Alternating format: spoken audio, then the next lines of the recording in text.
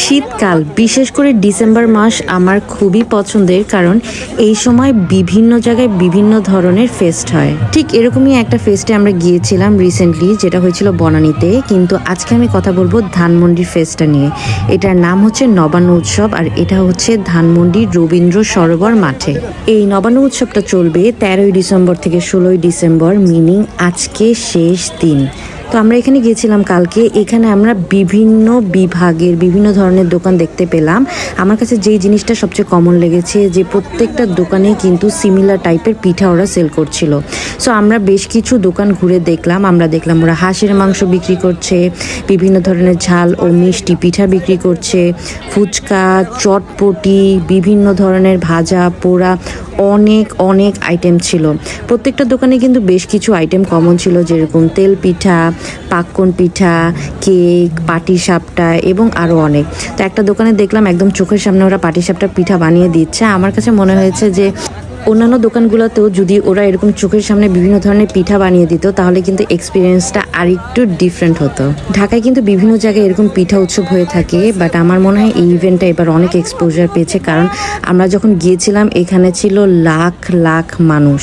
কারণটা তো মনে হয় সবারই কম বেশি জানা, কারণ শীতের সময় পিঠা খাওয়ার যে আনন্দ, সেটা আসলে পুরো বছর পাওয়া যায় না।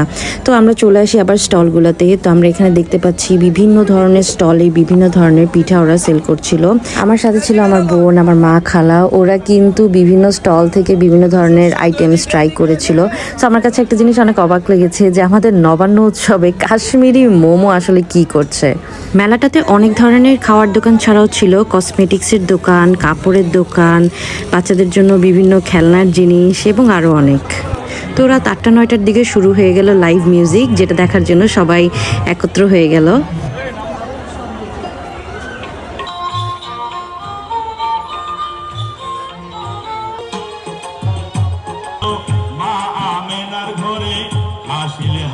লাইভ মিউজিক উপভোগ করার পরে আমরা চলে গেলাম একদম ফার্স্ট দোকানটায়, যেটাতে ওরা চোখের সামনে গরম গরম জিলাপি বানিয়ে ভাজছিল।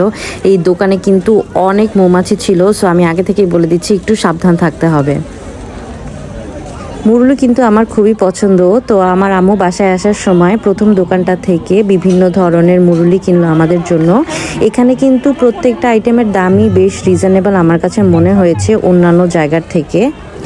একদম গ্রাম বাংলার মতো করে এই অনুষ্ঠানটা আয়োজন করা হয়েছে। আশা করি এরকম আরও অনেক অনুষ্ঠান আমরা সামনে দেখতে পাবো। আমি মেলা কিংবা অনুষ্ঠানটা সম্পর্কে সব ইনফরমেশনগুলো আমার ক্যাপশনে দিয়ে দিচ্ছি। কারো যদি কোনো ধরনের প্রশ্ন থাকে অবশ্যই আমাকে কমেন্ট করে জানাবেন। আমি যতটুকু সম্ভব চেষ্টা করব। ধন্যবাদ সবাইকে। আশা করি সবাই ভালো থাকবেন।